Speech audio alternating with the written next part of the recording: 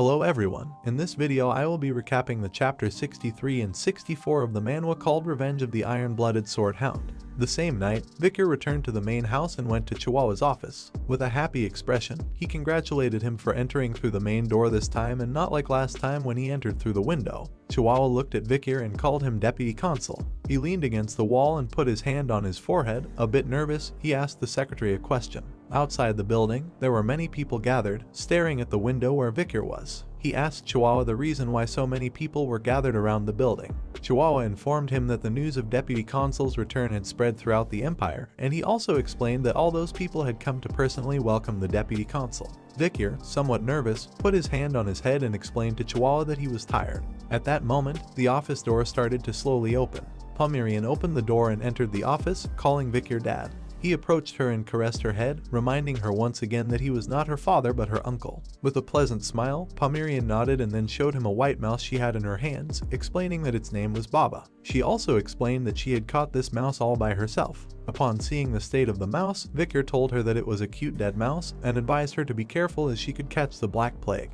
Vicar stood up and then looked at Secretary Chihuahua and asked if the issues of the needy had been resolved. Chihuahua responded that, thanks to his presentation to Sinduendi last time, things were resolved successfully. He also mentioned that she was highly efficient in accomplishing tasks. Chihuahua opened a drawer and somewhat worriedly informed him about a case even Sinduendi could not find a clue for, leaving Vicar somewhat shocked. He took out an envelope called F10 and placed it on the table and explained that lately children from the marginalized neighborhoods had been disappearing one after another. According to Chihuahua, it wasn't a case of kidnappings, since the parents of the missing children hadn't been contacted, and the intention behind the abductions was also unknown as it had nothing to do with the black market. He also added that it couldn't have been the work of a monster as all the children disappeared without leaving a trace. Vicar opened the envelope and began reading the information, while Chihuahua explained that although there was no physical evidence, he believed it was done by a criminal. Chihuahua, noticing that Vicar wasn't responding, reprimanded him, and as he read the reports, he started to become furious. He thought to himself that an incident in which numerous children disappeared in the city of Underdog. He realized that the content was similar to the false accusation against him,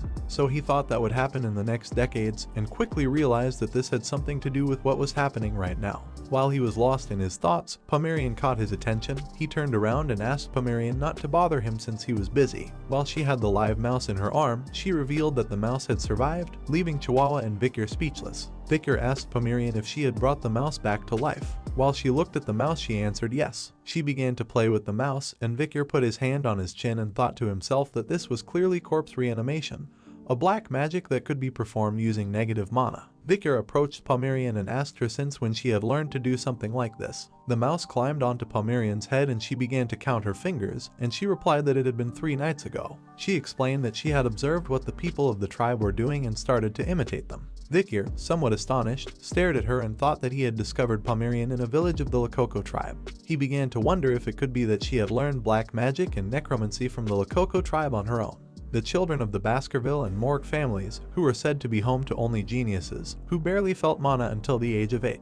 In comparison, Pomerian could use negative mana, which was challenging for a 5-year-old child to respond to. She was a magical genius in the blood of the Baskerville family, and also born as a genius of black magic. Vicar began to wonder how Hugo would react to this. He imagined the worst-case scenario where Hugo, upon finding out that she used black magic and that the blood of a barbarian was mixed in, decided that they couldn't let her live. While Vicar was petting Pomerian, he thought it would be obvious to that cold-blooded person, so he decided it was better not to confront him. At that moment, a messenger pigeon began to approach the window of Chihuahua's office. Upon reading the message, he was shocked and quickly informed to Vicar that they were in big trouble. A confused Vicar turned around and asked Chihuahua what was happening. He pointed to the paper where the message was written and with a trembling voice revealed that the head of the family was going to come to the main house in person. At that moment, the head of the family slowly got out of his carriage and started moving towards the main house, while Chihuahua was revealing to Vicar that Hugo was going to arrive soon in the city of Underdog. Hugo entered the main house and sat down to talk in front of Vicar, while Chihuahua and Hugo's butler stood behind their chairs, creating tension in the atmosphere. After several minutes, Hugo decided to break the tense atmosphere by asking Vicar if he had returned, to which he responded that he was indeed back.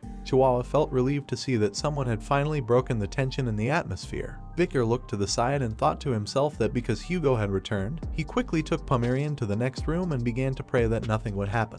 Hugo asked Vicar how he had been, and he replied that while he was in the deep forest, he lived with the barbarians and focused on recovering from his injuries. He also added that in the process, he pretended to be friendly and identified the barbarians in order to devise a plan to eliminate them. Upon hearing this, Hugo was somewhat surprised and asked for information about Vicker's plan. Vicker explained that he wanted to use the Empire's industrial products to control the barbarians. He also added that in the Empire, cheap glassware, woolen items, vegetables, and grain were considered valuable to them. So he explained that if he used these, he could effectively control them. Hugo, somewhat confused by Vicker's explanation, responded that this was called trade and not a way to suppress them. Vicker explained that in this process, blood would be shed by the barbarians. With an evil look and aura, Vicker also added that he planned to demand their submission of monsters in exchange for industrial products. Hugo touched his beard and began to think that it was a good idea. He also started wondering if it was possible to expand his territory by shedding the blood of the barbarians. So, with a smile and an evil aura, he thought that it was a wonderful solution since, after all, he was his son.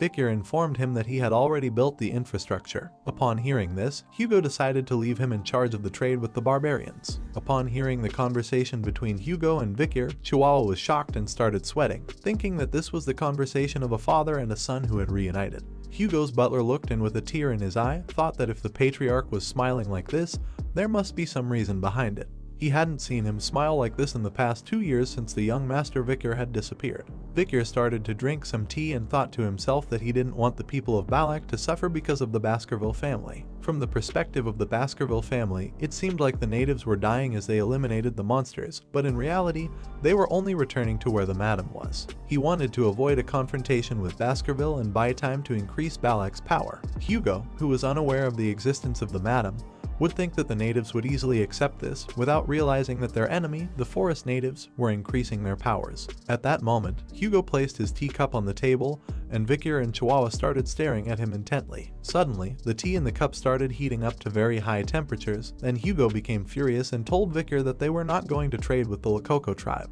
Then, with an angry expression, he told him that he himself was going to annihilate that tribe and asked him to take note of this. The soul of Chihuahua began to escape from his mouth out of fear. Vicker, feeling nervous, responded to Hugo with a yes. Then he started to wonder if Hugo still held a grudge against the Lakoko tribe. Thinking about this, he thought that this was another reason why he shouldn't let him meet Pomerian.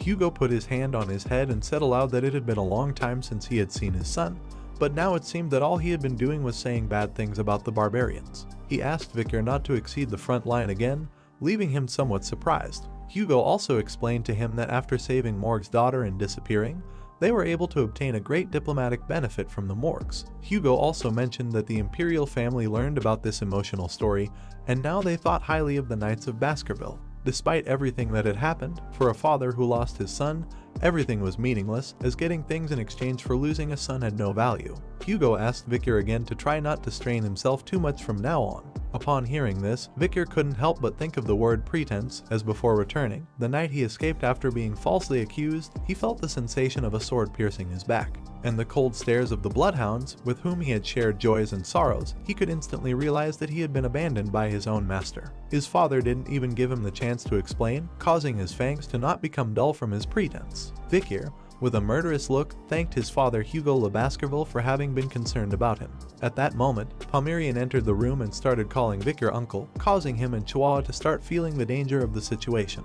She entered the room running and circled Hugo's couch to reach Vicker's couch, explaining to him that she was very afraid of the thunder. She quickly made her way to Vicker's couch and embraced him, tears streaming down her face. Chihuahua approached her and asked her that now was not the time. Vicker panicked and thought he couldn't let Pomerian and Hugo meet. In that moment, Hugo glanced at Pomerian's eyes. Then, furious, he stood up from the couch, creating tension in the room. But upon seeing Pomerian's face, he couldn't help but be struck and saddened at the same time, since her face was quite familiar to him. The swordsman with the iron blood, the owner of Baskerville, one of the 7 families of the Great Empire. Hugo Le Baskerville, the best swordsman in the Empire who expelled the barbarians far beyond the borders and also exterminated hundreds of monsters. Once Hugo decided on a direction, he never looked back. He was truly known as a man with iron blood. But now Hugo's feelings began to tremble as he saw the little girl in front of him. Hugo was speechless when he saw Pomerian's face. Pomerian hugged Vicker with all her strength and tearfully told him that she was very scared, leaving Vicker both shocked and confused at the same time.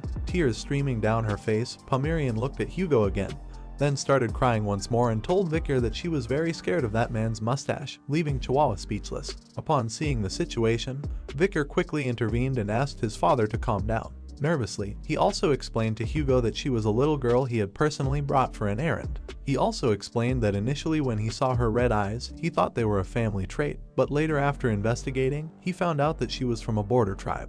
Vicar also told him that there was no chance she was someone known to their family, leaving Hugo speechless. Hugo quickly calmed down, and then put his hand on his head and thought that he had made a mistake, since if Penelope were still alive, she couldn't be the same age as the little girl. Hugo stood up and started heading towards the exit, deciding to go back home as he was quite tired. At that moment, Vicar looked at him intently and somewhat nervously asked him to be careful. He thought to himself how Hugo, a person with the soul of a sword master, was so surprised to see Pomeranian, so Vicar quickly came to the conclusion that there was definitely something there. Hugo turned around and asked Vicar to attend the grand banquet tomorrow. Upon hearing Hugo's words, Chihuahua was confused and thought to himself that the grand banquet was a dinner where only a very small number of immediate family members gathered. He also thought that the dream of every lower Baskerville was to attend the banquet.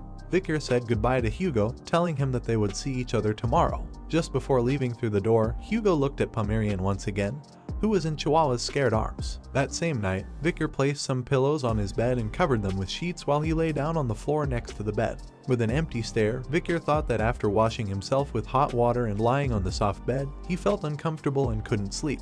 He started to wonder if this was due to the influence of the 2 years he had spent with the Balak warriors. He also thought that the influence of the warriors would be ingrained in him for some time.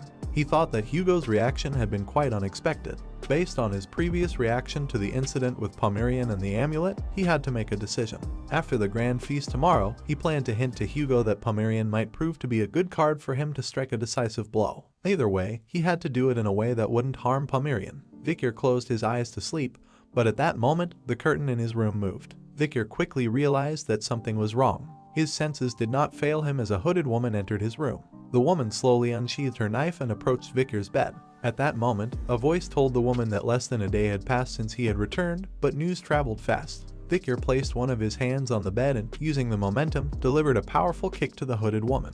The woman managed to dodge the kick at the last second, but in the process, she dropped her knife, which flew and embedded itself in the wall. In the blink of an eye, Vicar placed his hand under the hooded woman's throat, but at that moment, the woman quickly asked him to wait a minute. She began to tell him that it was just a joke. Upon hearing the woman's voice, Vicar immediately recognized her. Vicar moved closer to the woman's face and asked her to request a formal meeting from now on, as he could have accidentally killed her. The woman replied that sleeping on the floor disguised as a pillow was a strange sleeping habit. The woman slowly started to remove her mask and told Vicar that even if he died and came back to life, nothing had changed about him.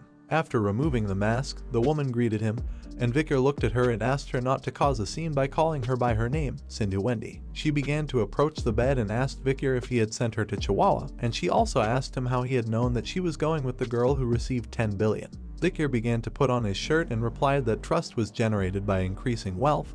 He also added that he had taken note of her behavior pattern in order to eventually ignore it all. Sindhu Wendy sat on the bed and told him that robbing him was rude. She also explained that as a financial planner, the only thing she did was receive unemployment bonuses. She also explained that if it weren't for her, all the 10 billion that Judy received would have been wasted. Vicar denied her words by telling her that bodyguards had been added to prevent that. Sindhu Wendy, somewhat confused, asked Vicar if there was no way the bodyguards could do something like that.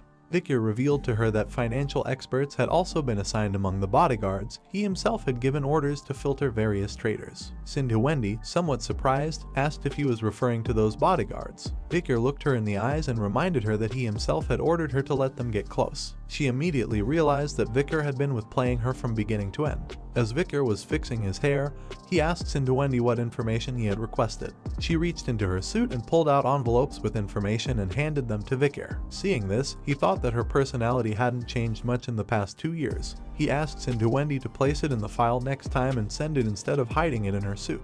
In exchange for this information, Vicar decided to fulfill his promise to build a bridge for trade with the natives. Sindhu Wendy replied that from now on she would have to call him boss. As Vicar looked at the envelopes, he thought to himself that these envelopes contained information about the people who would attend the banquet tomorrow. He also thought that since he had made a contribution, he hoped to be invited to the banquet. According to the information in the envelopes, the people who were going to attend the banquet were Hugo Le Baskerville, holding the patriarch rank with the status of Marquis, with the military prestige of Swordmaster. Upon seeing Hugo's envelope, Vicar thought that there was no need to check the information about him, but upon opening the following envelopes, he was shocked and asked Cindy if these people were also going to attend. The envelopes contained information about Boston Terrier Le Baskerville, with the rank of Captain of the Pitbull Knights, Senator, with the status of Count, the highest ranked military prestige according to the information.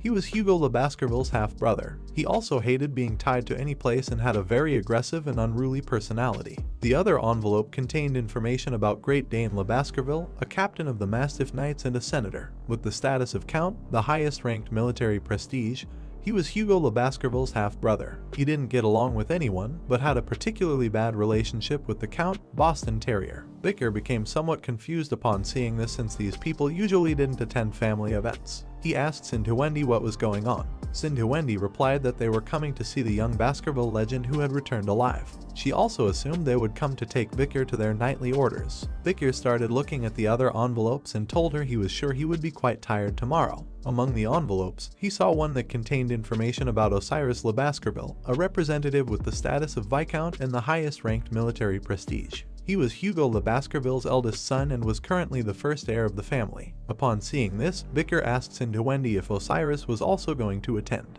She explained that Osiris was the eldest son of the Baskerville family. Growing and replicating Hugo's past, his sword skills were already on par with the 7 counts, and it was estimated that he would soon reach the level of Swordmaster. Vicar thought that before returning, he had seen Osiris several times from afar. He was a quiet and cold person who didn't even greet his subordinates or his younger siblings in the direct lineage. Cindy asked Vicar if, excluding the Patriarch and the 7 counts, Osiris would be the strongest of the Baskervilles. She began to wonder if Vicar was stronger than Osiris. Vicar advised her not to try to guess his fighting power at a glance. Among the information in the envelopes, he saw information about a person who he had heard was receiving training in a closed facility. He started wondering if this person would briefly come out to attend the banquet.